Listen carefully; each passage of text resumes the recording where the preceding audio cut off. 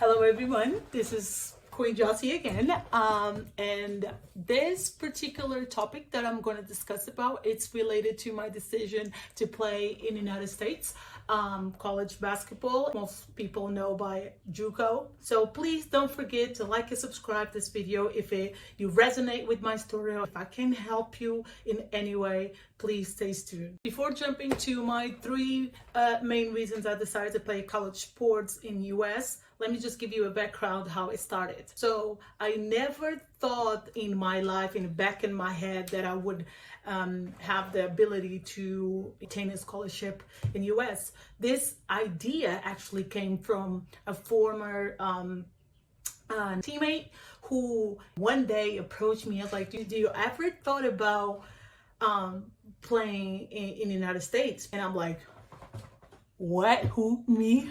Never. She was the first person who telling me that I had the potential. Just need to find the right person to help me gain that scholarship. And to be honest, I don't know if I was lucky enough, but I didn't have to go through an agent where international students go to. They pay and then they find you a scholarship. So I am very, when I look back, I'm very grateful, because it was someone who showed me the possibility of getting a scholarship. If it wasn't that particular player seed my mind with the possibility of coming to the United States, I wouldn't be here today. So number one, I would say being able to combine sports and college, because in particular in Portugal, so you have to combine basketball or whatever, your sports, with academics. And sometimes that is very challenging. I remember my practice was, 8 o'clock to 10 p.m. And then next day I wake up in the morning and go to classes. So imagine if I would have chose that route and pursue a college degree in Portugal. At some point it would be exhausting. I would have to find a job, manage not only sports, playing professionally, but academically. Whereas in the United States, they combine both. You don't have to worry about that. You just follow the schedule, the instructions of your academic and your coaches. Number two, where I come from, I didn't want to have my mom to even have an additional job or stressing herself about helping me pay for my school. So I was like, no, I'm gonna try. I don't know where I was going to, but why not? Number three, have not only gone to America and have the combination of everything being scheduled for me, is the fact that I went for a full ride, and there's different, scholarships. And I was fortunate enough to have a full ride, meaning like the 2 years that I spent in a junior college was paid for. Housing, meals, I had gears, basketball gears provided to me. I believe in my time, it was about $75 in 2 weeks. So that kind of helped me out financially, have some sort of financial stability. But I would say the main reason why I chose NJCAA versus the NCAA, because when I came to the United States, I did not speak English at all. When I'm telling you at all, it's zero.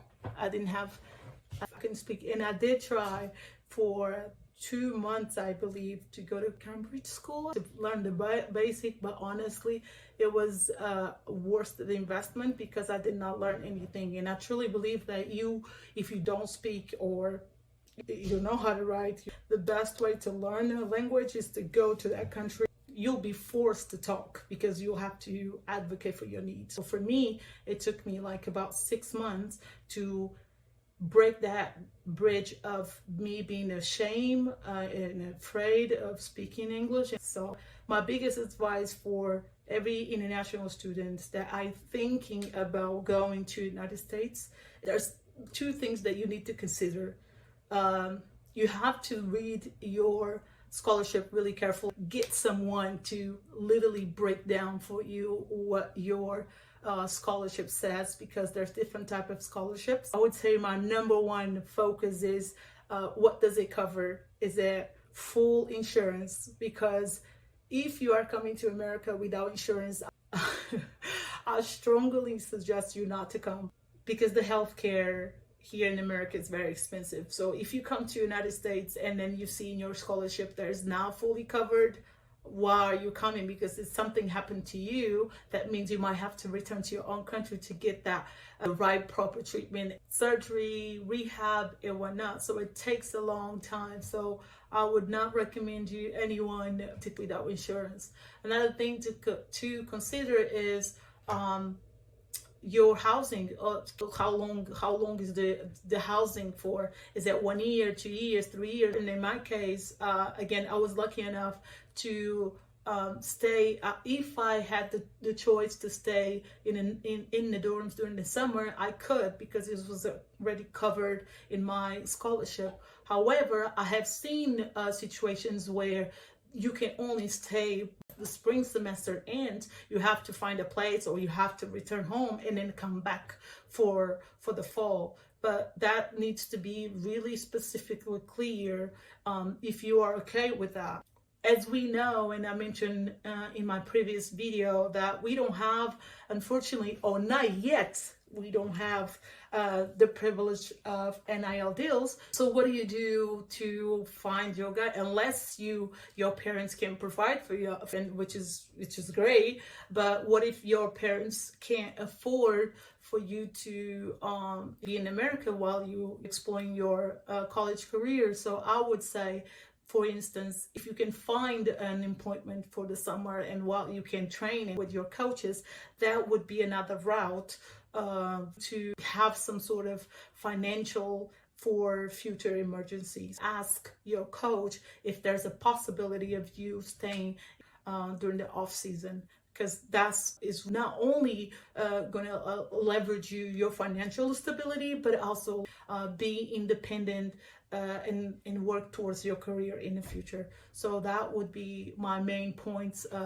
as far as advice, because once you to the United States, it is not the American dream. No, you can have one of the best experiences of your life, but you will have to know how to navigate, and sometimes that can be challenges.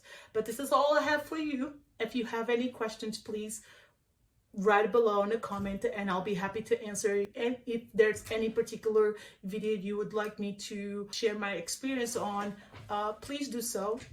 We are here to build that community of having questions, because as I said it before, you don't have to go through the same things that I have, and this is why I'm here to share my experience, so you know, and in case it happens to you, at least I believe you can use me as a resource. So I see you next week. And once again, don't forget to like and subscribe my videos if it is really meaningful to you. Be you, do you, for you.